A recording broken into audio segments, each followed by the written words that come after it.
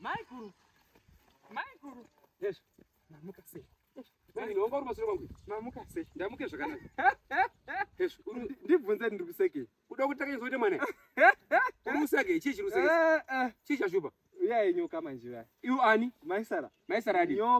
Nyoka ye. Wenya kwese mimba yebere. Taure nyaya yako, maivai. Tsikukuiri. Taure nyaya yako. Chinyi?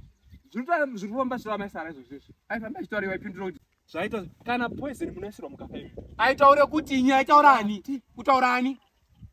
Maikuru. Zvaita maisara pamusoro penyu. Kuti iwe waipindura kuti paitaura. Paitaura waipindura kuti. Ndeti Maikuru ada. Iwewe. Iwewe kuti he. Miromo yako yanga ine chiwewa.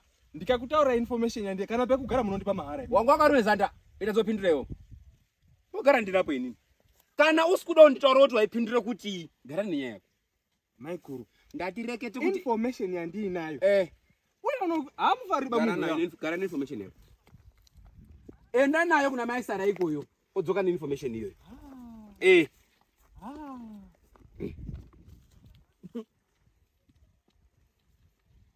Maisara. Maichiwa anga achiti. Anga. Ndati ndikasvika naro. Maichiwa anga achiti.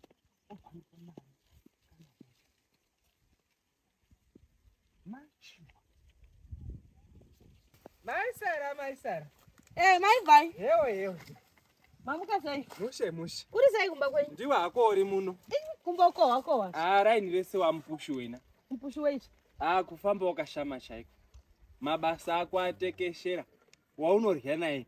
Mabasa angu Judas Iscariot. Hazi. Iyo mabasa munoita hazi munotengese zviwanikwa. Zviwanikwa. Mwiri wenyu. Inini? Guess who? Ndiani wakadaro? Ndiani yeye? Ndimenjere izvi. Guess who? Ndiani? Bururu. Guess who? Maichiwa utaura inini?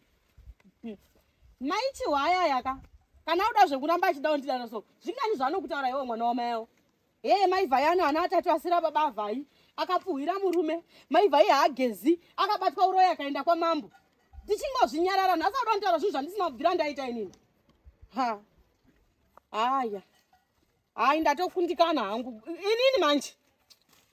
Ndakwenda inini ameno.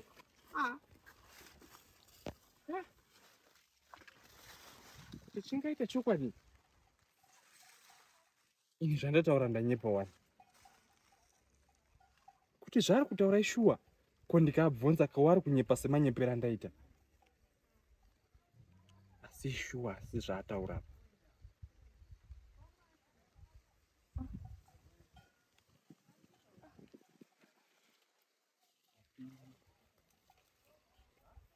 Shuwa.